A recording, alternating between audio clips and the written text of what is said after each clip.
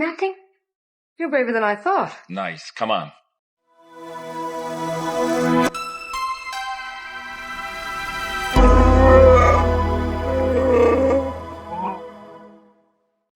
Welcome back, folks, to yet again the VHS Vault. I am VHS Jase. Next to me is the great Jason Roy Gaston. And we've been doing this for a while now, Jase, over 100 episodes. We've way too long, some people say in the comments. Yeah, way too long. And they have a point. But we're going to keep going anyway. No, I don't listen to anybody. I don't listen to my parents. I don't listen to my kids. I don't listen to my therapist. I don't listen to the police. Yeah. And I sure as heck ain't listening to the comments. Fair call. Fair call. Even though the comments are by me. But anyway, moving on. That's why I don't listen to them. Nobody else is going to leave a comment. We've done a few different retrospective series on this channel already. And you know, they're fun. They're fun to do. But I would say out of all the retrospective series that we have done and probably will do, this is probably the most iconic one, I would say, from a Hollywood history standpoint at this point.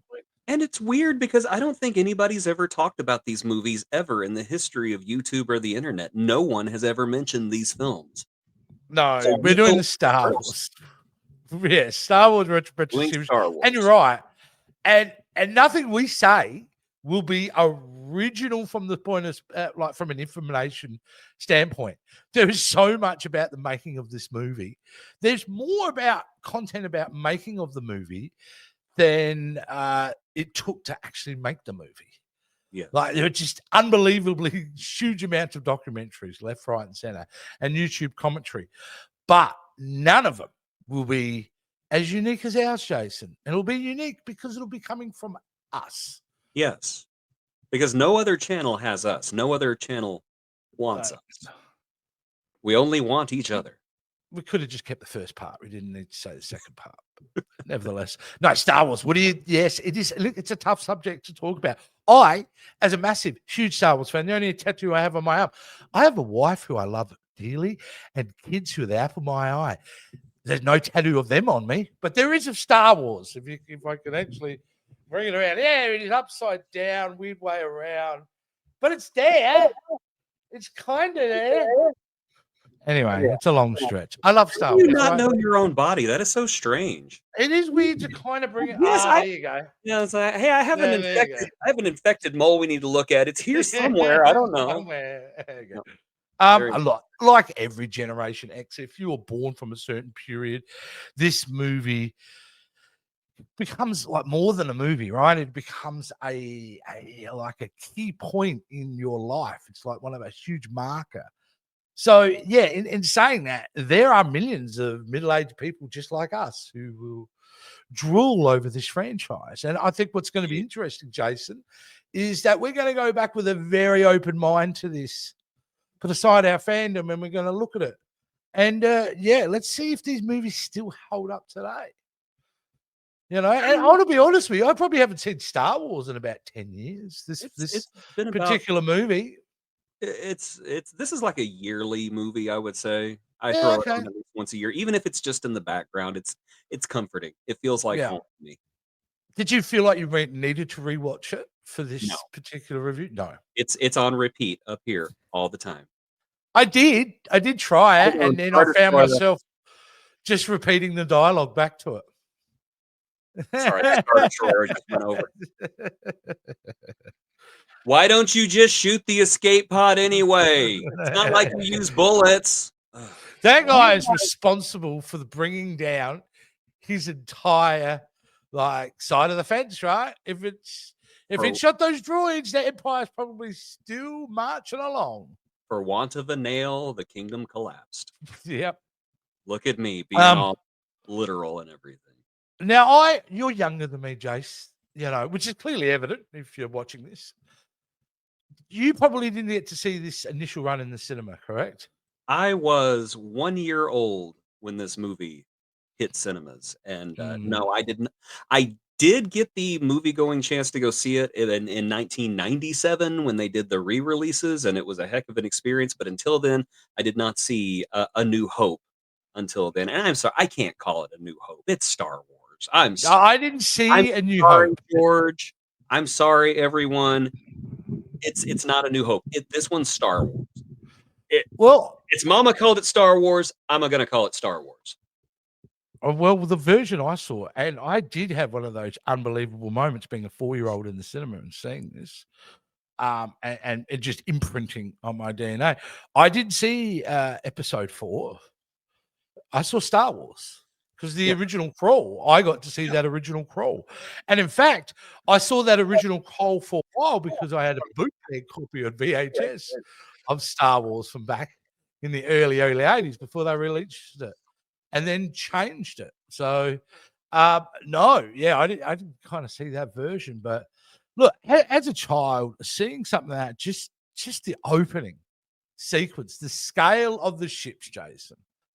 It's something we're so used to now. Nothing impresses us on screen digitally. There's not a lot, We've kind of seen what is anything you can think of can be done on the screen, but nothing like that had ever kind of hit. Like, I think from a visual perspective, it wasn't like we didn't have science fiction films. Battle Beyond the Stars, I think, was the year before this, and was it?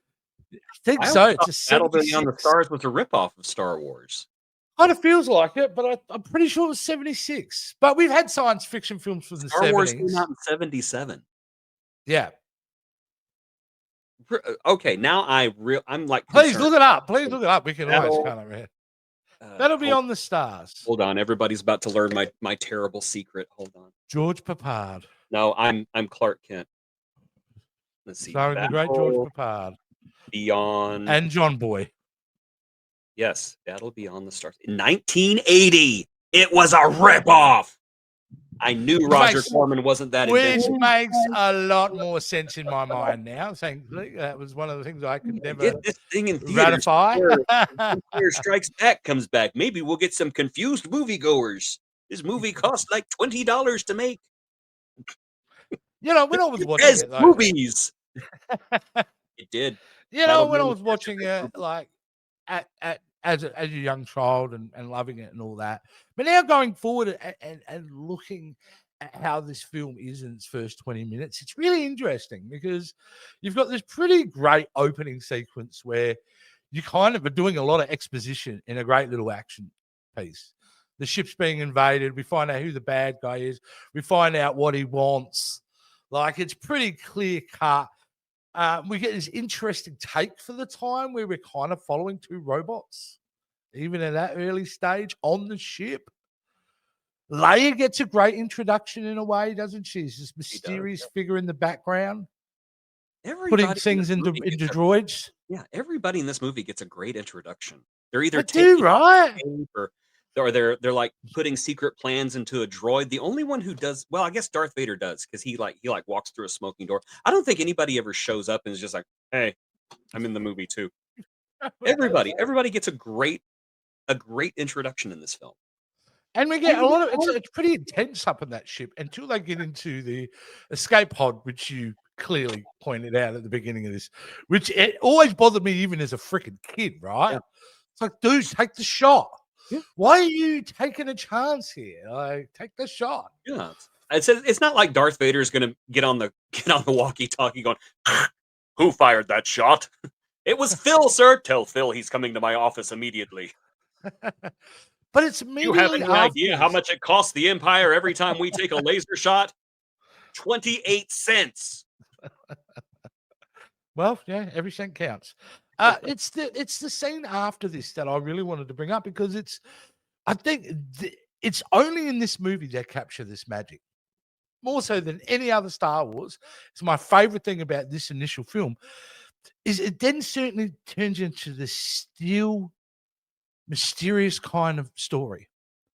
Everything just slows right down in this very kind of weird science fiction way where we land on the planet. We follow these two droids. We see them have a spat and they split off. But everything is just slowed right down. And there's this air of mystery throughout it that I don't think we ever get again. That feeling of, of R2-D2 going down the cavern and you can hear the quiver in his voice. the quietness. The soundtrack's still there, but it's so subtle. I don't know, and I just feel this whole sequence until the droids are found creates this vibe and magic I've never seen in any other Star Wars film. You do kind of feel like I cannot explain. I do still remember seeing it whenever I was younger because it did come on network TV a couple of times. It was kind of like the Wizard of Oz. It was like a yearly thing. And I just remember watching that just thinking this is something special. This is starting off this gigantic adventure. And George Lucas knew how to do it. He knew how to lay the bricks for an adventure. And like you were saying, whenever R2 and C3PO are going through the sands of Tatooine, it does. It feels like there's adventure right around the corner, and we're just waiting to get there. But it's not boring. It just feels like you ever watch those old Looney Tunes where like the coyote is about to drop a safe on the road to get the roadrunner, and as the camera goes up the rope to reveal the contraption, you get that timpani in the background. That's Yeah. what the entire part of the movie feels like to me. There's just a timpani. Just It does. It does. And the beauty of it being a film that I think and we'll get into the sequels and prequels, is the sparseness. Oh yeah, they did. Oh yeah, they did. It's the sparseness of it. So when we do get to see the Jawa's eyes for the first time, and the Jawa ship, well, they're people mover. We'll call it the people mover. I call it minivan, but whatever. Minivan works as well. No, it's unfortunately later on it would be populated with all this stuff in the background. But to me, it's cooler that we just focus on these things at a time. And when we do go inside the minivan, it's a wondrous scene because we're seeing all this very disturbing, mind you, a couple of disturbing looking droids in pieces. It's basically them going into this like a Texas Chainsaw Massacre basement with all these bodies. But they're droids. Screwdriver, just and that's creepy. As a little kid, that moment where they're walking through the inside of the minivan, looking at that's could be a little bit creepy for the kids. When C3PO wakes up and he sees all the other droids, that was a scene that I did not have a VCR at the time, but as soon as I got one, I would rewind that scene over and over and over again because I wanted to see the droids that were in there. There's the Gonk droid, which I still don't know what the heck that thing is for. Apparently, it's like a big battery that follows you around somewhere, which I guess if your cell phone's going dead, that would be super handy to have. But I don't know. I love those kind of things. And you're right. It just seems like so much of this movie is character, not only the people and the actors and the aliens, but also the Sandcrawler, the Star Destroyer, the Land Speeder. They are all characters, and they get their introductions as well. And incidentally, the hell does a Jawa look like without the cloak on? I want to know. Doesn't matter, but they ooze charisma, right? You just spoke about how everyone's got a great thing to them, like Jawas is like they don't even talk, and we're going like they're shifty. They're dodgy used car salesmen, but they're charismatic too, like you would be if you were a used car salesman. Yeah. Very cool. I want to know what one looks like. I just want to see somebody just like yank the hood off of one, and it turns out they're like super, super attractive with like a chiseled chin and everything. Excuse me, that is not for you to see. Now, there was a character in The Mandalorian who said that they were very furry, which I'm just like, that doesn't sound like something you'd want to be in the desert. Yeah. And why do the wampas, not the wampas, the elephant things, why do they have like these thick fur coats? Does not make any sense. Because the nights are freezing. And you know what? You can have thick coat animals here in Australia. They have thick coats to protect them. It works as almost like a protection from the sun. I guess so. I guess. I like. I come up with a logical answer. He's annoyed now. I'm sure. Okay, so if they're furry, then why do they wear the robes? Well, why do their eyes glow? I just want to know. Why do their eyes glow? What do their eyes look like? I don't think they actually. I think they're all wearing these glasses. Sunglasses, and they have like the lights in them, and they just do it to look cool. They do a fantastic job throughout the entire, plethora of content they make, making the Jawas all seem a certain size, unless that you watch this movie, where the Jawas, they weren't too concerned about some of the heights of the Jawas. Have you ever noticed that in the film? Especially when they land on the Skywalker Ranch and they're, putting their display out. Look, there's 6-foot Jawas in the background. I'm telling you. There's at least 1 or 2 Jawas that was super tall. Okay, little people were expensive and hard to find. Okay, they were just like going through their newspaper that morning, thinking, "Oh, it looks like we've got let's check a look at the job ads. Oh, some dude named George Lucas wants us to dress up in robes in the middle of the desert and go, blah, blah, blah." No, I'm sorry, no, I'm better than that, Joan. I have dreams. I have ambitions. Now, talking about great entrances, our hero, the kid that comes. I mean, what a start! I'm coming, and then the way he comes up over the thing, and he's got that little heroic pose as he's looking up and looking around, like he's stop like posing and get over here, damn it! Yeah, it's like he'd been watching meerkat documentaries, just up there, looking around, and really cool. Like again, this is where this film becomes extremely iconic, even though it's 50 years old. Hey, here's a hot tip for you. In 1977, if they were talking about a film that was 50 years old, they would have been talking about something like Metropolis. Yep. In the late 20s. Yep. So the distance from them talking about a film they loved 50 years ago would be that type of film from us today talking about where Star Wars was. Well, depressed yet? I am.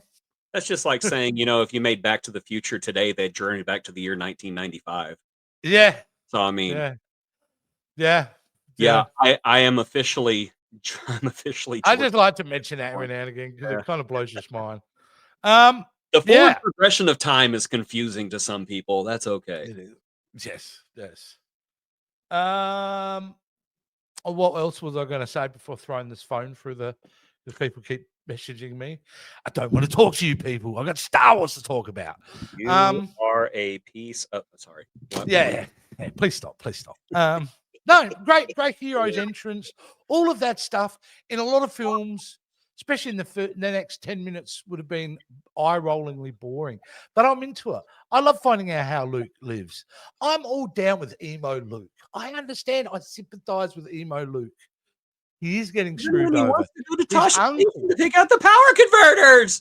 Come on, man. Priorities. The kid just needs some fun. I want to go hang out with my friend Biggs before he gets shot down. Oh, come on, Luke. When is that going to happen?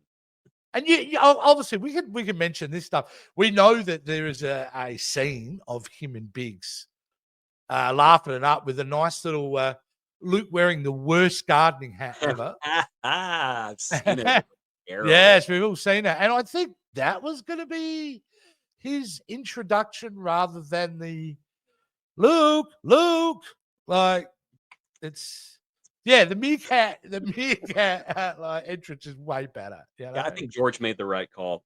That wasn't a good scene. It just wasn't. No, it just never worked. It was a good thing to cut. Well, maybe not thank George. We've probably got to thank his wife at the time. That's true. Marsha Lucas at the time. Marsha. She was she made this film what it is in many ways. No, it's just great. And seeing Luke's bedroom, him at 17, mate, she's playing with the toys. Maybe you could. I don't know what you're doing, dude. Like, no. The fact he has an oil is to him. The fact that he has an oil is that oil bath in his bedroom. Luke, I'm just saying. Luke getting a little force of his own, I believe. He is a master in his own right. He was once the apprentice, but then Yeah. Well, I'm also thinking of being part of his job. Your bedroom. I thought it might be like he has to knock before you come in, Aunt Baru. God, I hate you. I wish you'd try. Well, Aunt Baru, I don't want to pick on Aunt Baru. She's actually nice in this. Uncle Owen. She made sure Luke's belly was full. Yes. The blue milk was ready for him to consume. Everything was, she was nice. Always liked her. Uncle Owen can go jam it. Pretty good. So Uncle Owen gets annoyed because he wants to continue with his child slavery Yeah. and keep his kid doing his work when you can buy a droid to do it for you. Uncle Owen, man, someone should have been calling CPS on him. I'm just saying.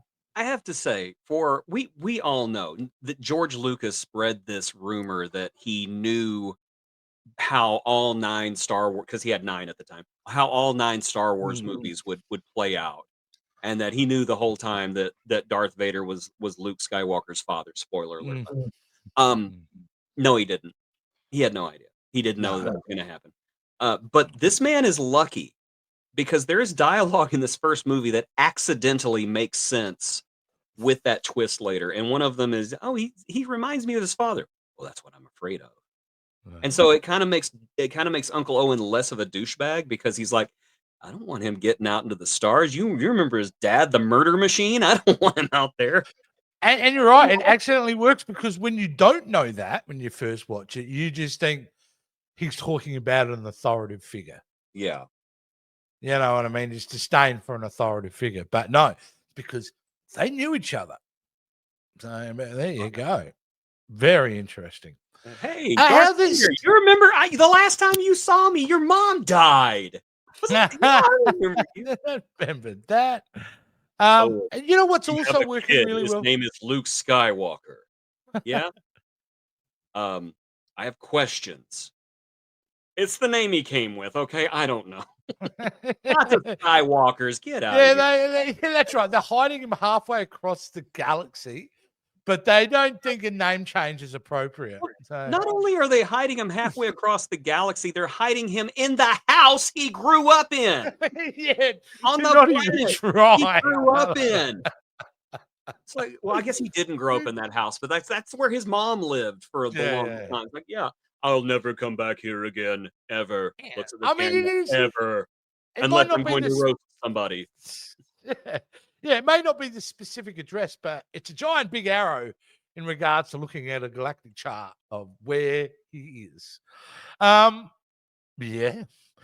I think what works really well in this film too is not only all the Tatooine scenes, and they get better with R2, you know, escaping in the middle of the night because he's already focused on his mission. To the fact we're intercutting back to really cool introduction into the Empire.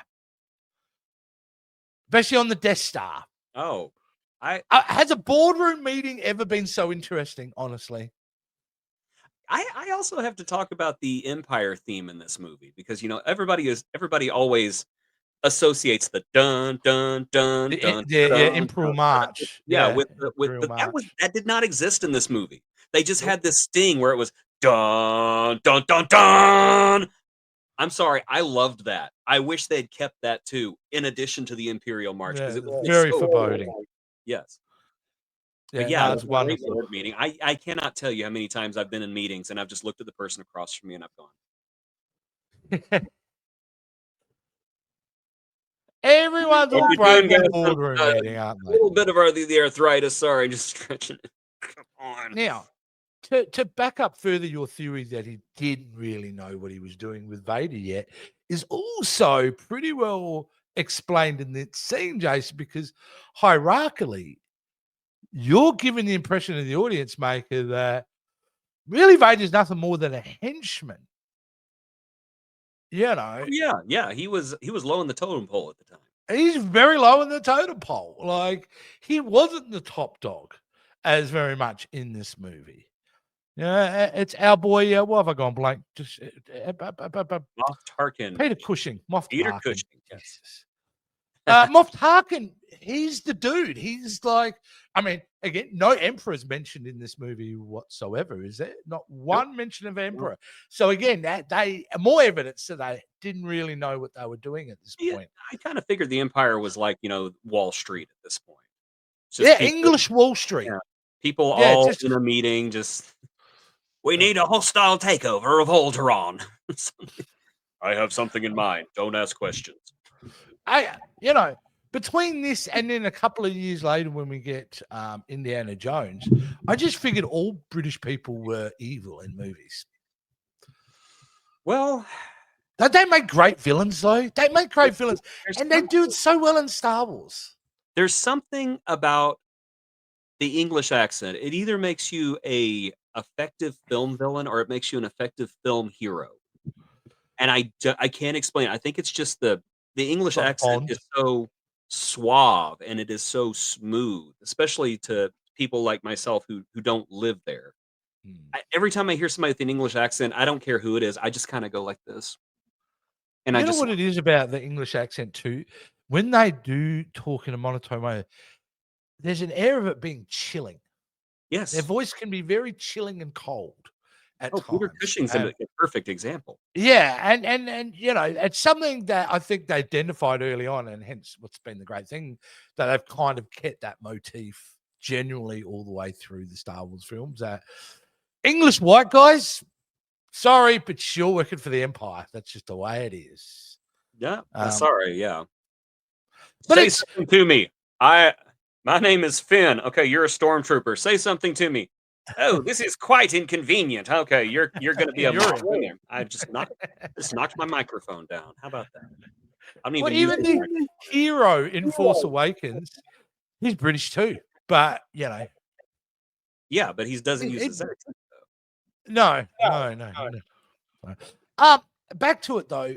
You know, a movie which really, in any other hands of the director and editor, would have been a real grind. And certainly, I would say normally with a film like this, you would find yourself skipping to maybe the first action scene or something like that. But you're not here. It's beautifully edited. It's, you know, not just George's visionary idea and his directing style of, now do it faster, more intense. It's his wife's editing skills who just are able to give that balance, you know, from all the way through to, you know, Luke discovering his uncle and auntie had died in an unfortunate air fryer accident. To the fact that we go suicide. Yeah. Hey, you want to talk about gore too, and something that really shocks you as a child? That moment, right? Remember, did that scar you a little bit as a kid? Did me.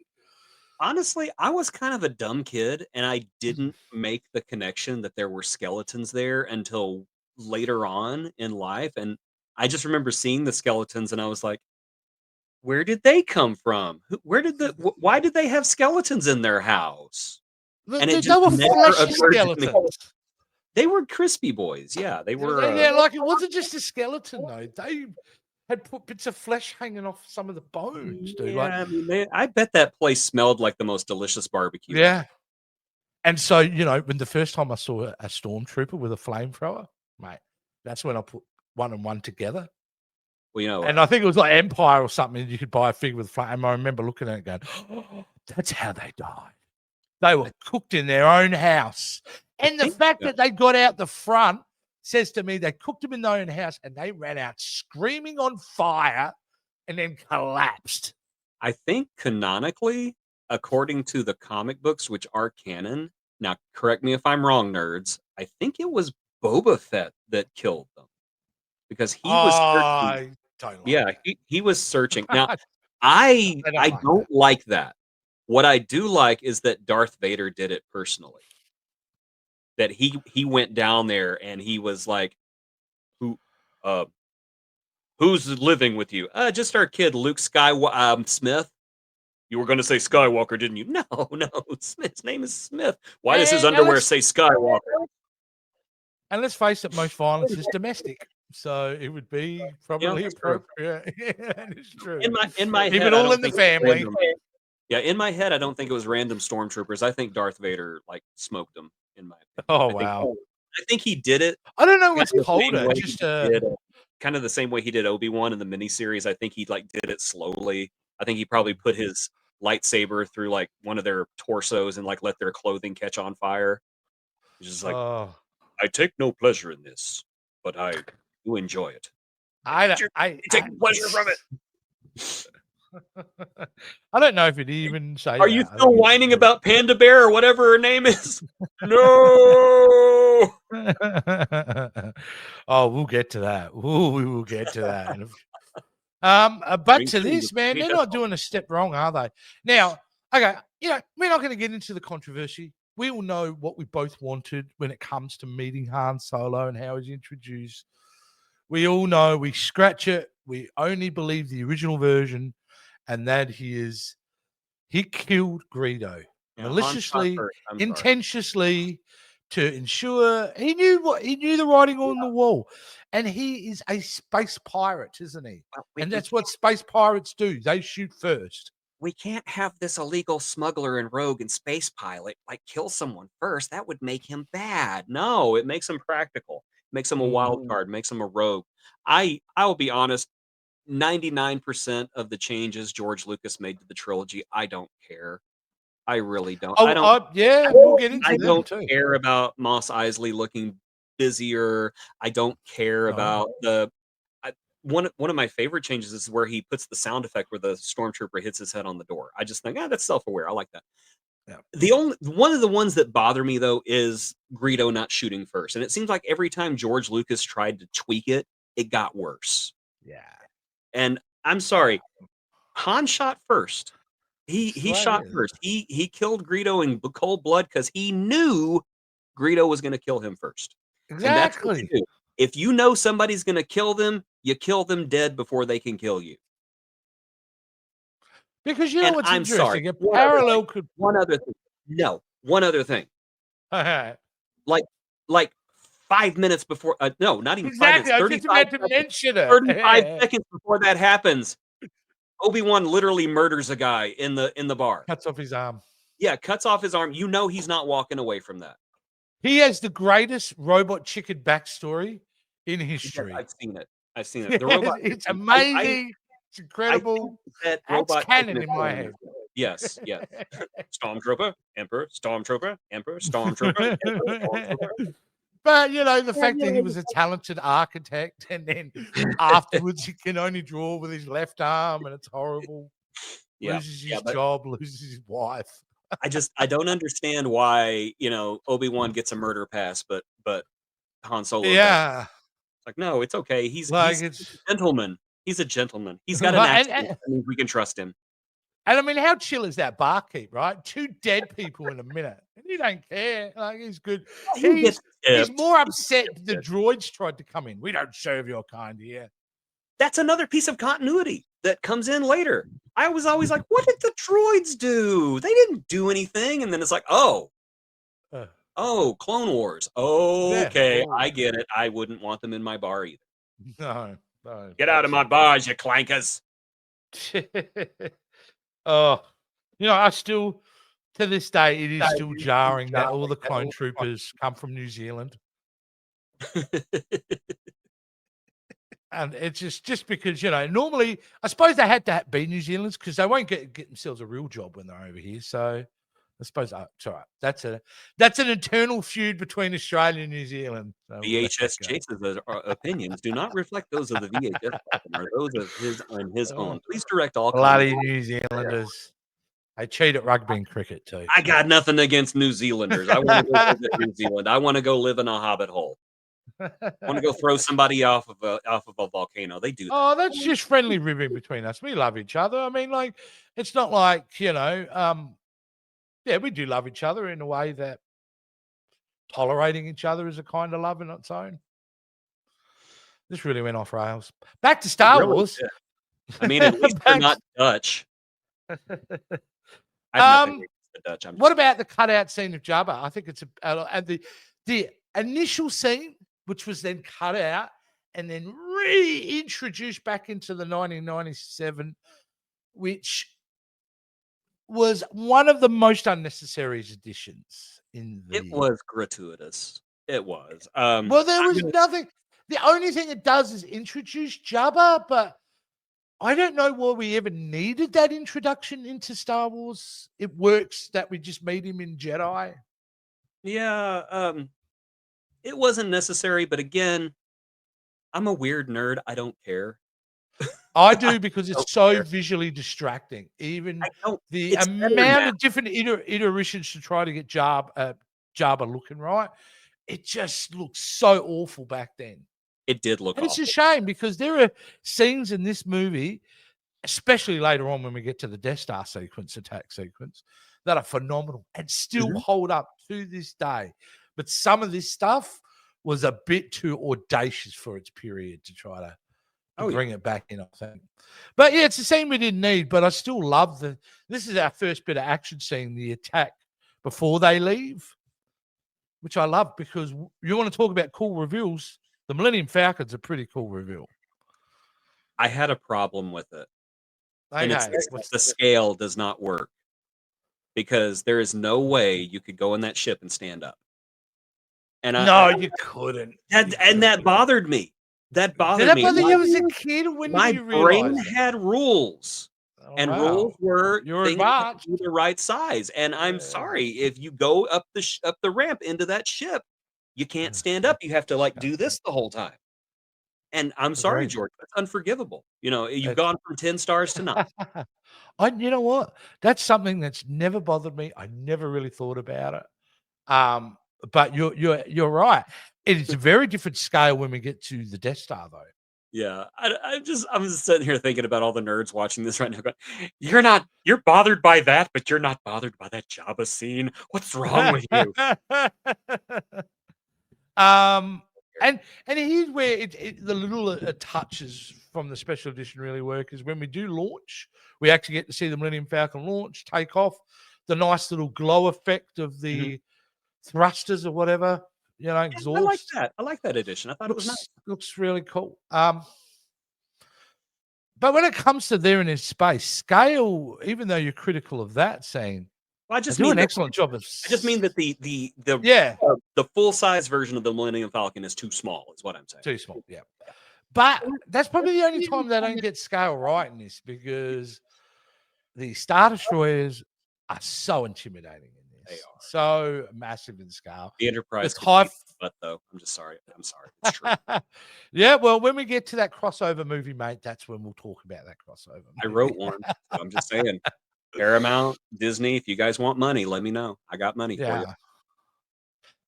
You know how there are moments to talk about stillness? This is where the movie slows down again. And we get the nice little training sequence. Which just makes me, I don't know why I just didn't grab the ball and throw it at Obi-Wan at some point. You purposely enjoying why does it have to be pain associated with this? Can't be just a little nudge. No, it has to hurt, right? It has to hurt. That's because it's not even creepy old man who I not even Obi-Wan's ball. It's Han's ball. Is it Han's ball? It's Han's ball. Okay, where did he get it from? Well, I don't know how good he was at smuggling things internally. Okay, so him and Luke are leaving Obi-Wan's house, and he's like, "Oh, hold on, Luke. I need to grab this. What is that? Don't worry, this is for later." Yeah. There we go. Let's keep walking. So what's Han doing with a Jedi training ball? I don't think it was a Jedi training ball. I think it was just a training ball, like for. Do you think it was like just leftover crap that Lando had collected over the years? It was still like empty boxes that were still sitting there. It could be. I mean, I think that didn't it show up in the Solo movie? I don't know. But would you have a look at, talk about Han? He's a space pirate. He's charming. The guy has very poor hygiene. Oh, yeah. Because look how that trip, the state of that ship is now compared to when Lando had it. It's disgusting. Well, again, according to lore, Han Solo did that on purpose to make the Millennium Falcon look as run down and gross as possible so that nobody would suspect he was smuggling stuff. That's a great lazy man excuse. It really is. And I give them credit for that. But, I mean, sorry, Lando had that thing in immaculate. He was a pimpmobile back then. It was. He had a whole room for cloaks. It was amazing. Yeah. The cape room. I want a whole room for cloaks. I don't even wear capes, but I'd like a cape. I want one. I just want people to go through my house at one point, like snooping, and go, oh, he has a whole room full of capes. Yeah. No, I've never seen him wear a cape before. Does he go to social functions we're not invited to? I'm going to start wearing. They come stalking the next night, and they just see you running around the house holding the cape. That's all you do. That's it. Creepier than Aunt Gladys. That's what I'd say. Indeed. Yeah. Oh, look, for the time. This movie moves at a fast pace from now on, doesn't it? It The really does. moment we're in space, we get tractor beamed into the Death Star. I love them coming out into the remains of Alderaan because Oh, I mystery science theater that part before mystery science theater was a thing. yeah. You know, whenever they fly into the asteroid field, I started imitating Luke going, I don't remember this many rocks and skulls floating around here. Yeah. It's actually quite effective though, because it does scare the absolute crap out of people who know. Yeah. Like And Han's freaked out about that because the he knows there's a planetary planet and that Death should be Star there. explosions with the rings are awesome. I don't care. They're Yes, cool. they are. Yep. They are cool. They are cool. I don't know how much Leia was freaking out enough. I question her grief. It wasn't guttural enough. They never really showed her reaction after after the planet was destroyed. It was all before. So I don't know. Maybe it was she didn't think they were actually going to do it. Dude, that's Alderaan. Do you have any idea how important Alderaan is? They have a Disneyland down there, and they have a donut chain that's amazing, and it's exclusive to that planet only. Are you really going to blow up Organa Donuts? You don't want to do that. Oh my God, they did it. Look at the dough. It's flying everywhere, and it's perfectly fried. That's awesome. It's just missing that celebration moment, isn't it? Of everyone going, whoa, we blew it up. A few fist bumps and high fives in the background. Oh, maybe a little by Moff Tarkin would have been nice. Yeah. But a little bit out of character. We also get Leia's temporary English accent. Oh, yeah, that shifts in and out. Very odd. Yeah, very weird. That one scene, and then George was like, yeah, that doesn't quite work out. Let's not do that anymore. Well, should we reshoot it? No, it's fine. My headcanon is Leia's just mocking them. Yeah, she was mocking Moff Tarkin. Oh, Moff Tarkin, hello. Oh my goodness, look at you. You're wearing slippers. He was wearing slippers during that entire scene. There's pictures of him wearing slippers. And you know what? Peter Cushing can wear whatever the hell he wants. That's fine. He could be wearing a skirt for all I care. He's still intimidating and scary. Everything in the Death Star is awesome. Everything from Obi-Wan going, see you later, kiddos, and doing his bit, which was really cool. Him like shutting off the tractor beam, to them getting into the great trash compactor scene. The one that terrified me as a kid because I thought that was it. They were dead, Jason. They were going to be pancakes. The Dianoga gave me nightmares. Yeah. Just the way that they shot that with the walls. Oh, the color of the water gave me nightmares. I could smell it. Yeah. that was Stormtrooper P. Oh. Yeah, it was Stormtrooper P. It was a Stormtrooper poop. I bet some of that pee even belonged to the Emperor. I bet there was midi-chlorians all over the place. Just going, where are we? Oh, no. Shout out to Mark Hamill here, who gives a great holy crap, help save us right now moment when he's talking to the droids. I love that moment because he is genuinely crapping himself. Yes. It's wonderful. I really like that. And I was actually going to bring that up, that it just seems like every Star Wars movie, the heroes know that they're going to survive it. But not in this first movie. Every 5 minutes, they're crapping their pants and screaming because they think they're going to die. I think there's something refreshing about that. There's something that I think we need to see that more often. I want to see James Bond leap off of a exploding building, and instead of just calmly reaching over and grabbing the ripcord, I just want to see him go, ah! Ah! Ah! Stop working. Oh, do shut up, James. Press the button. Oh, God. Q, I need a new pair of pants. One of the most progressive. Oh, my goodness, it's washing itself. Thank you, Q. I know what a giant pansy you are, One of the most progressive things about this film at the time, and the genius parts about this film, is the fact that they make, really, once Leia enters the scene, she is the leader. She is the one in control. She's a racist. She is the smarter one, the braver one. She's a racist. She's a little bit. We'll get to that in a second. She's a racist. Okay, you know what? Okay, let's do this. Rich white woman taken prisoner. She was a rich white woman taken prisoner, put on the Death Star, put into a cell, comfortable bench. She's got that kind of privilege. Luke Skywalker shows up. She's got a little bit of like, not really ableism. I don't know what you call it, but like you're too short to be a stormtrooper. And he's just like, whatever. And then the first time she sees somebody of color, which I'm sorry, I consider Chewbacca of color. He's brown. Get this walking carpet out of my way. Oh, I'm sorry. Racist. Absolute racist. You do not make racist comments against the people who are there to save you, Leia. You wait till you're home. Wait till you're home and you're safe and you've got your guards with you. I don't know if it's racist. I don't think she's saying you have any idea what a Wookiee would do to you? He would rip your arms off and beat you with them. He doesn't care if you're a rich white woman. Yeah. I don't know. I don't know if Leia, what happened to your arm? She's a bitch. She's a teenage little. She's a teenage cow. I'll give her that one. She's a typical teenager. She thinks she knows everything, and And look, let's cut her a little bit of slack. What did Daddy do to her in that room? Because that problematic scene is the fact that her father goes into a room with a medical robot with a giant needle.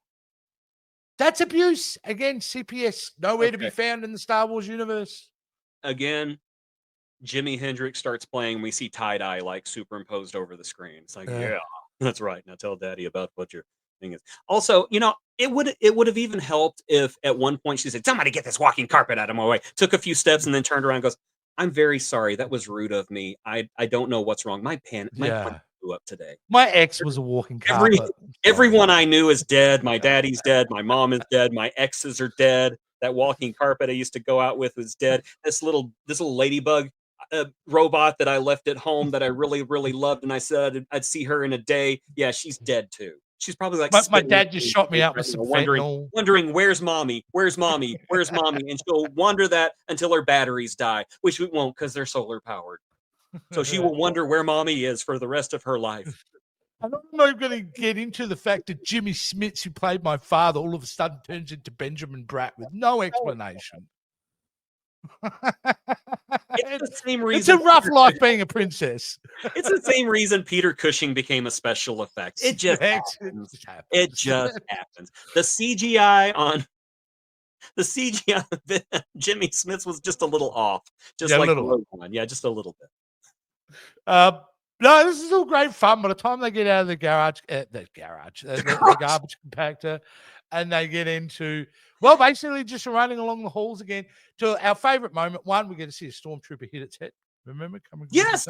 The first time I heard about that, I was like, no way. And then I went and watched it. I was like, oh my God, he hit his head. But it's hilarious because it also exposes our space pirate to be mostly brave, not exactly smart. Because when he goes and him and the walking copper go running at them, face 20 of them and then running. It's a fun gag in this movie. It really is a fun gag. That is another special edition improvement that I actually think made it better. Yeah. It's the fact that instead of just 6 people, it's like he chased the 6 stormtroopers in the original version. The 6 stormtroopers just turned around and started shooting at him, which never made any sense. Here he chases the 6 stormtroopers into a room, and inside the room there's like 3 dozen stormtroopers, and they all just kind of look at him like, and of course there's that bit with Chewbacca watching all the lasers fly by, and he's just like, glad I didn't go around that corner. Because I mean, come on, Chewbacca is like 200 years old by this point. Han Solo, humans live to be 70 or 80. Han Solo is like his pet.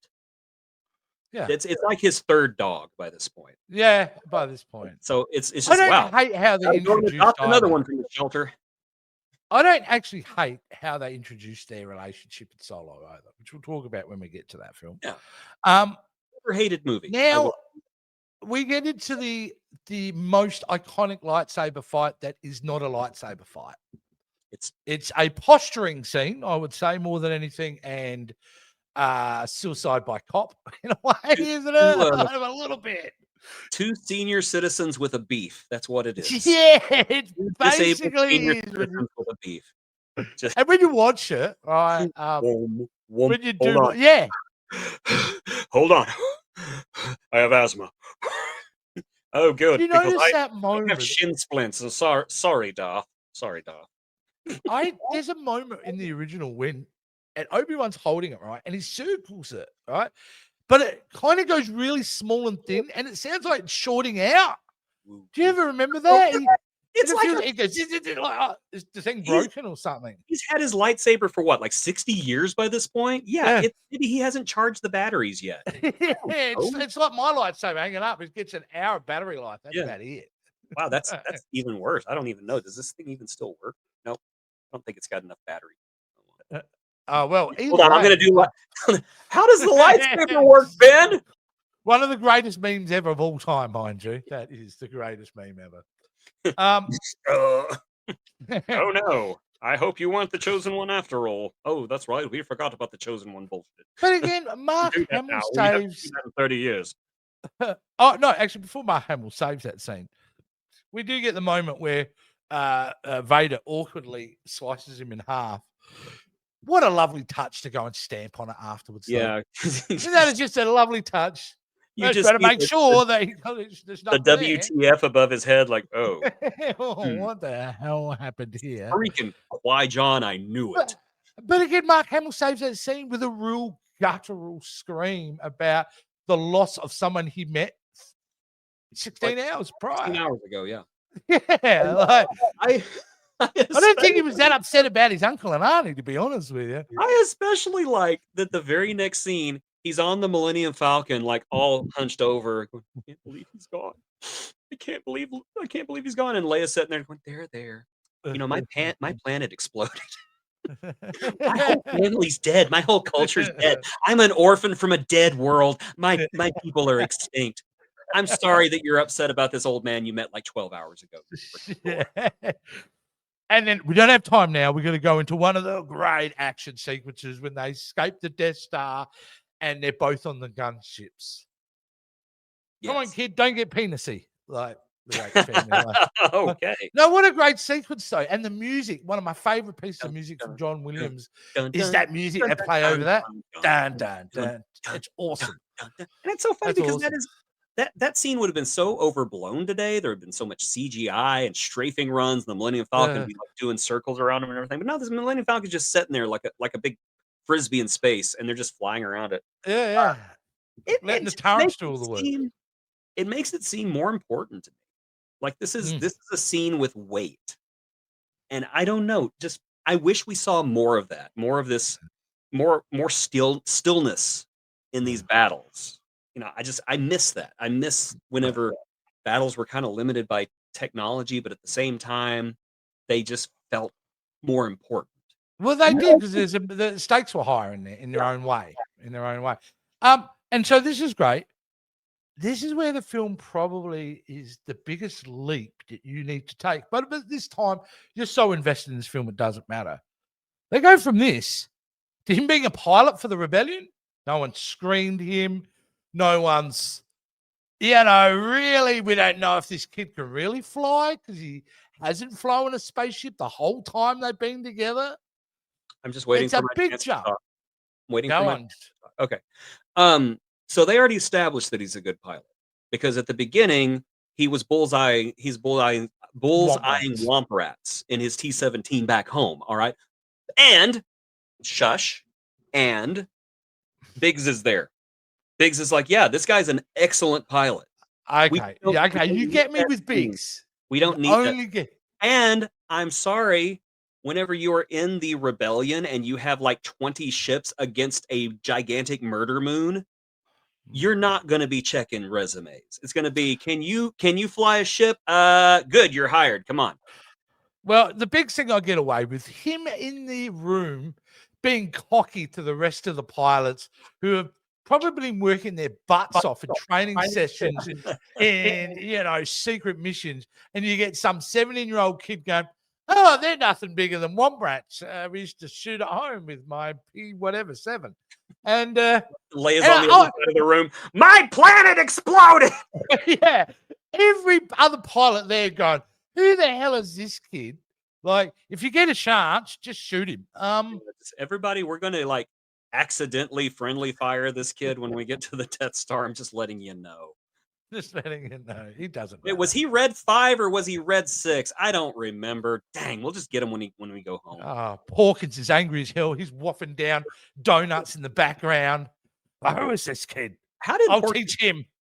Okay, I'm sorry. Porkins was flying an XXL wing. Okay, yeah, he was squeezed into that cockpit. Suck it in, seatbelt. Oh, I have the seatbelt extender, please. Yeah, thank you. And I say that as an XXL man myself. Shit.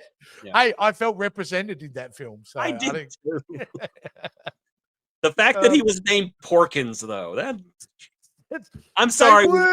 That inventive with names, were they? No, they were not. And I'm sorry. Did he have a brother named Fatty McGee? I'm just wondering. Yes, did he have another brother named Lardass Larry? I liked it. I was thinking Lardass Larry. He's so big. He's blue 5, 6, and 7. I was always hoping that Greg Gunberg in The Force Awakens was Porkinson's kid, because Greg's a little bit porky too. And I love Greg though. Greg rocks. That would have meant Porkins reproduced though. Hey, I felt represented in Star Trek Beyond based on Greg Grunberg. Oh, yeah. Finally, a fat dude in Star Trek. Woo! No, nevertheless, what an incredible, iconic battle. That is really amazing because it works as an original. Like when you see the actual strips of film where they cut it and just like that. To the redo, both versions are excellent, Jason, and hold up. Obviously, one's limited technologically for the time, and then when they redo it, they just enhance the hell out of it. They do. This whole sequence is the perfect example of what I think George was attending, but then George let George be George too much. Yeah, enhancement's great, just don't change it. I think that is his biggest sin is I don't mind the enhancement. As I said, I don't mind the improvements to Mos Eisley. I don't mind the improvements to the Battle of Yavin. I don't mind making the Temple of Yavin look even bigger. I don't mind any of that. It's whenever you change things for no reason that change the story and change the characters. I do not like that. I don't like the no. We'll get to know, my friend. We'll get to that, I know. We'll get to know. No. We'll get to. She has lost the will to live. We'll get to all that. All right. I'm not a prequel hater. I'm just going to say it right. No, but I'm a prequel moment hater. I love the prequel. I will say there are moments that I hate. I will say one of the prequels is one of my least favorite Star Wars movies of all time. But then again, one of the sequel movies is one of my worst Star Wars movies. Yeah. But my worst Star Wars movie of all time is neither a sequel nor a prequel. Okay, awesome. I look forward to hearing about what that one is. I don't think it's this one though, Jace. No, it's not. Which has an iconic battle sequence. Really gives us a good sense of the power of the Force in this. For the first time, even though I think the way they introduced the Force, the way they introduced the Force in this movie, though, is one of I mean, that's one of the things people don't talk about. George created a whole new religion for this movie, a whole new, like a spiritual to help drive the plot of the movie. And the way they introduced the Force is really great. It's in its purest form here. And the problem is with the Force in this movie, as we go along all the movies, it becomes, now the Force can make a meal like it's ratatouille, or the Force can, make you fly. The Force can, turn you Super Saiyan. Like, I keep adding elements way too much to it. Here in its purest form. I can definitely see how this sort of became a religion. I mean, after all, Jedi were not allowed to have love or attachments or take life. The nerds were already halfway there. This religion was already a Mormon. I'm already a Mormon. Like, Jedi must be virgins. Yay! I can be a Jedi. And then we had that most infamous thing globally, because it was globally, in the 90s when the census came up. Here in Australia, so many people put Jedi as their... They had to put in a thing for the next one saying you couldn't count. Jedi was not a... That's a violation of my religious liberties. Well, who's to say what's real and not real, right? Okay, wait a second. Star Wars is our religious text. What's real and what's not real? Really? Yeah. Really? Yep. Really? I'm sorry. Does Christianity have its own land at Disneyland? I don't think so. No, I don't think so. Welcome to No, Christian land. We have the cross racers over here. Whee!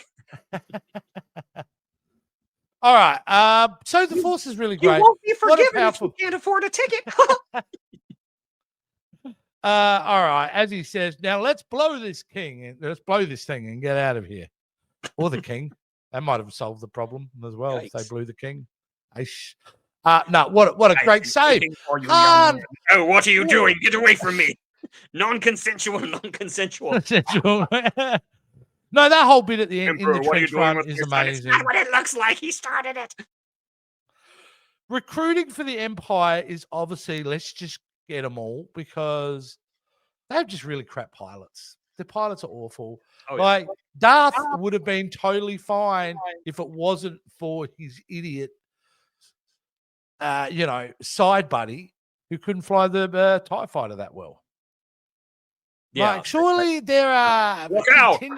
I'm sorry. Why are you telling the guy you're about to run into to look out? How much did Vader puke in his helmet after spinning and spinning and spinning and spinning? It's another great, quite a lot, right? It's another great robot chicken sketch. You've been in my tent for how long? Oh my gosh, you must smell like bacon and body odor. Yeah, burnt leathery bacon. What the hell is an aluminum falcon? It's a great ending. You know what I mean? Because it tricks you as the first time you see it. Go, oh well, they won. They blew up the Death Star. Yay! And the fact that the henchman gets away, because that's essentially what Darth Vader is in this film, a henchman. Mm-hmm. Like, an action figure. Yeah, who cares? Let's go back and all cheer. Yay! Yay! I'm totally over that guy I was devastated about 15 minutes ago. My planet blew up! Have a medal! Thanks for being there on time. Yeah, except for you. Oh, you were in a bar. You could have arrived on time, but you were in a bar. The fact that she doesn't give him a medal. How did this work? The fact that she doesn't give Chewie a lightsaber actually backs up your racism. Yeah, that's so much more, doesn't it? Let's isolate him and put him to the side. He's in his own segregated area. I would give you a medal, Chewbacca, but we all know that you would just hawk it for drugs. That's what you do. Be hawking it for drugs and conditioner. Walking carpet. I'm sorry, my planet exploded. I'm allowed to be a little racist. They're disgusting. What he does is he's obsessed with Diane Ross dancing around. Okay, quite honestly, I don't understand what people have against Wookiees. It would be awesome to be best friends with a Wookiee. Right now, you could be cuddled up on your couch with a Wookiee watching TV. Exactly. I'm just saying. Your car's always going to be in top-notch condition. It'll never break down. And you know what? I'm sorry. As I said, Chewbacca wouldn't see you as a friend. He would see you as like his fourth dog. So you'd be sitting there cuddled up next to him, and he would just be like doing this. Just kind of. That just sounds like the most pure friendship ever. And look, you'd be eating well. Sure, it'd be a lot of venison. And Han was Chewbacca's pimp. Maz Kanata was one of their greatest clients. They have to make money somehow. I'm sorry. Whenever she comes up, goes, "Where's my boyfriend?" She was wanting to know if he was available. That's why Lando always talks to Chewie with a certain level of he knows. You still hanging around with this guy, Chewie? Yeah. Treating you okay? Is he hitting you anymore? You remember, you come over to me. I wear really great pink capes. So you like capes, Chewbacca? I can get you capes. All you got to do is just come with me. You like robes? I got red robes, Chewbacca. Nah, we all know you love red robes, Chewbacca. Look, the fact that there's some young Star Wars fans right now who are just watching this going, the heck are these two old men talking about? I don't get it. You're going to find out around Christmas time, kids, and you can't unsee it. Yeah, there are certain films that live like forever, don't they? And this is one of them. This is up there. It lives in the pantheon of Wizard of Oz and Singing in the Rain and all these like films that just do not age, that contain so much movie magic that it's impossible for it to become anything less than what it has become. Star Wars it is almost impossible to review. Could I rate this movie? No, because of course I'm going to give it a 10. And I know that's not even fair to give it a 10, but that's just how I feel about this film. This is, this has become a significant reason why I do this today, why I run a business in videography, why I even love movies, comes down to this silly effing movie like about, a space adventure. It's not even science fiction, Jason. It's space fantasy. Yeah, And there you go. every now and again a movie comes out, and I'm talking like once every 50 or 60 years a movie comes out, and it just embeds itself not only in the pantheon of a country but in the pantheon of the entire world. It becomes part of our mythology, it becomes part of our legends. And I fully believe with my entire chest that if civilization were to fall today, they would rediscover Star Wars in the future. And I'm not even being like remotely smart alecky about this. I really do. I think that Star Wars will be one of the things that our culture and our civilization will be remembered for, just like Beowulf was for the Danes, or Gilgamesh was for that civilization. I'd know it any other time. Mesopotamia, was it Mesopotamia? Yeah, Mesopotamian. Yeah. But yeah, I fully believe that with my entire chest, that it is one of the seminal works of modern mythology, and it will continue to be for as long as our dumb species continues to occupy this stupid mud ball flying through space. Yeah, absolutely. And obviously, and the reason for that is because it adhered to storytelling that has been like a form of storytelling that has been embedded throughout human civilization, the The hero's Seventh journey. Samurai.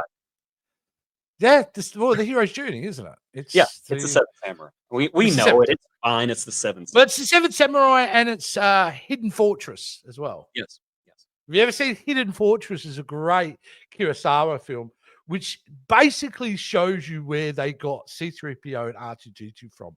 Because that movie is about invading a fortress, but it's told through the perspective of two idiots that go along with the rest of the crew. And that's where the ideas of the droids come from, which is wonderful, which is amazing. I also want to address something since we're here, because I always say that whenever I meet a celebrity who has a bad reputation and they don't meet that reputation, I like to say something about it. Yes, And, please. Mr. Anthony Daniels is an absolute gentleman and a pleasure to meet. I don't know who started the rumors that he's rude and dismissive. He was not. He was super duper nice. And I'm privileged that I got to shake his hand, and then he tried to sell me a book. And I was like, no, thank you. I just wanted to meet you. And as I was walking away, he gave me the book for free. He threw it right at the back of my head. I was very touched. That didn't happen. The book wasn't available yet. I would say that Anthony Daniels is human. He tries his best to accommodate the fans, but not every fan is going to be as respectful. No.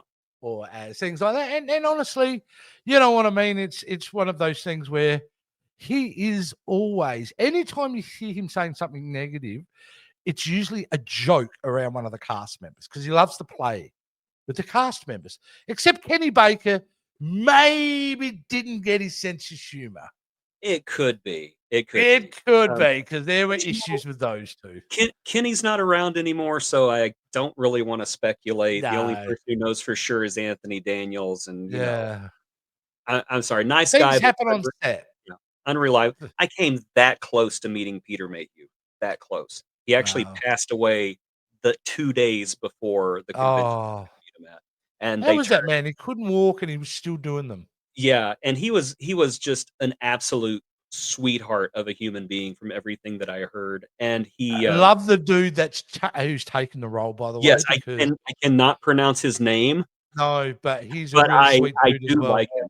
But it was very touching. They kept his table up at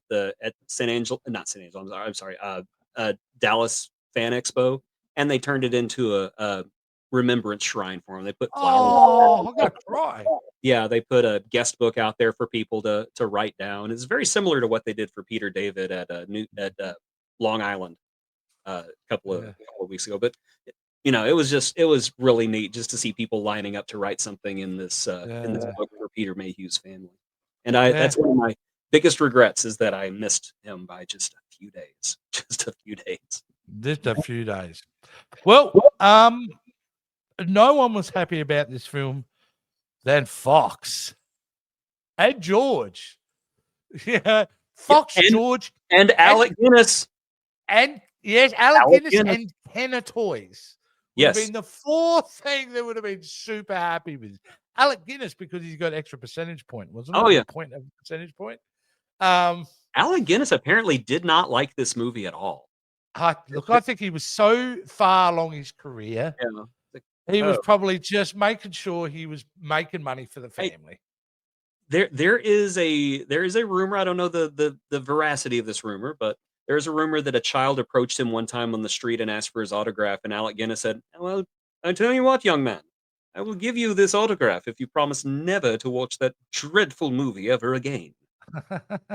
I'm just thinking, I don't know if I believe that, but at the same time, if I found out it was true, I would not be surprised. I kind of think it's hilarious. He was kind of a little stuck up. He was a classic Shakespearean actor from the 50s and 60s. He probably thought this was way beneath him. He probably did, but part of me. Peter Cushing didn't know. Peter Cushing went, "Hey man, it beats doing these Hammer films. I'm down." I've played Dracula. I've played Van Helsing. I've played them all. This is at least something different. I wonder if Alec Guinness, by the time Jedi rolled around, or even like into the 90s, I wonder if he looked at it and goes, "This is what I'm going to be remembered for. Not Bridge over the River Kwai. It's going to be freaking Star Wars." Though, my favorite performance of his is actually Murder by Death. You ever see that film? I've never seen that one. No. He plays a blind waiter. He plays the blind butler. So it's basically Clue, black and white, add Peter Sellers, add Alec Guinness, add Peter Falk, add those type of things. Same thing, Murder by Death. We'll do it one day on the VHS Vault. You'll love it. You will love it. Probably not as much as this, because how do you love a film that is beyond? It's kind of like, if you hate Star Wars, I don't know, me, I like to be apolitical. I hate both sides of politics, but this is a political line I don't think you could cross with me. If you genuinely hate Star Wars, I don't think I can know you. Now, clearly we've scratched the surface, and that's all we're really going to do in these reviews is scratch the surface. Clearly we love it. We have fun with it. It does still work. I can't say we're going to be able to watch this entire saga and go, that still works to everything. In fact, I think next one, which do we go directly? What is the next Star Wars film we do? Star Wars bit of content we do. I think that we on the schedule have Empire, if I remember correctly. But are we skipping over a very important special that happened around that time? Well, yes, because tis not the season yet. But we will be talking about it when the season comes. Talking about a certain celebration of life. Yes, we will be talking about that. But of course, yes, the next story in our oh god, will be The Empire Strikes Back, which I've heard is not that good. I'll have to read. I'm not worried about that, Jason. I'm worried about the next thing we got to watch, because I have very deep psychological trauma from seeing this at the movies. Well, we have to do it because of what is opening in theaters. Yes, we have to, because we are capitalizing on the release of a very anticipated sequel, Wicked for Good, which I'm sorry, I haven't seen Wicked 2 and 3 yet, so I don't know what Wicked for Good is. But yes, we are returning to the land of yellow brick and emerald and nightmares, because we are going to be looking at Return to Oz, one of the greatest purveyors of childhood trauma that has ever existed. It's like, okay, kids, sit down and watch this movie about Dorothy and the Wizard of Oz while Mama goes outside to drink. And next thing you know, you're watching a witch pull her own head off, and you're seeing wheelers chase Dorothy. And it's very traumatic. I remember seeing this, right? And I remember walking out with a lot of other family, like their mums and kids. Not one kid was smiling. All right. We were all walking out of that cinema like we were changed. I need therapy. We were all changed from that day onwards. You cannot say, though, you cannot say that you did not laugh whenever the Goblin King is sitting in his throne, and then he pulls his robe to the side, and he puts his feet out, and he's got those ruby slippers on. It's like, look at what I have, Dorothy. I wanted to see Dorothy just go, why are you laughing, Dorothy? No reason. It's the 80s. Don't I look fabulous, Dorothy? Oh, my God. Watch me high kick, Dorothy. It just reminds me of 80s children's cinema. It's just like back when filmmakers wanted to traumatize kids back then. They were getting a kick out of making things like Never Ending Story. One of the most amazing films ever. Yes, exactly. I don't even have to mention the scene. We're all going to cry. You know? The Rockbiter the Rockbiter commits suicide. I'm sorry, he does. He commits suicide. It's suicide by inaction. Do you think that's the only traumatic moment in that movie? No, I mean, Artax. I say the name Artax and I start crying. And sometimes I don't even know why. I don't remember what it is. I don't know. I said, no, the swamp is taking you. Come on, Artax. Artax. I just feel like in the boardrooms of Hollywood that time, it was, let's do something that'll scare the kiddos. I hate my children. Let's make a movie. Yeah, that's it. Let's have another bump. Idea. Let's make a movie about a mouse getting help to move, and let's make it the most traumatizing experience of their life. Yes. Coming in 2026 to the VHS vault. Yeah. The 80s, the trauma decade. On the schedule, I put it on. Yeah. You know, and that's the thing. If I was studying at the moment and I had to do, my last kind of thing for it, it would be on the forced trauma building on children in 1987 cinema, because there are dozens of examples of this, Jason. We could do a whole show dedicated going through some of the. But we watched the Black Cauldron recently. Like, there you go. That's lightweight as far as that goes. Lightweight. It's a Dark Crystal. There's never been a lightweight movie compared to some of the other ones. Yeah, even Labyrinth at some points. There is The Bulge traumatized. It's like, what is in his pants, Mama? What is that? No, whatever was on his head. Is there a puppet in there? Is it going to pop out and say hi? Whatever was on his head and in his pants was terrifying, because that wig was terrifying too. You think the curtains match the drapes? Don't know, probably. Bowie was an artist, all right? So don't count it out. No, that was fun talking about Star Wars. I look forward to talking about Empire Strikes Back. This has been our longest episode of all, by the way. Yeah, I don't look forward to next week. 20 seconds. That's amazing. But I think we should wrap it up, Jason. Let's wrap it up, because I did take medication after thinking about Return of Oz again. Ladies and gentlemen, if you would like to support us and become one with the Force, please check out the link in the video description below to become a Patreon. Oh my gosh, look at the cat dance. Is that not the most amazing thing ever? And you'd better become a Patreon before Murder Bean makes you one of her victims. That won't happen. Murder Bean's actually a sweet baby, but I'm not. So please become a Patreon to keep me happy. I just wouldn't upset any of you, put it that way. No, don't upset me. Don't upset my kitties. May the Force be with you. May and live long and prosper. Yes. Could you end this, please, for us, Jason? My mouse, I am not one with the Force. The Force. You are not one with the Force of your lack of click concerns me.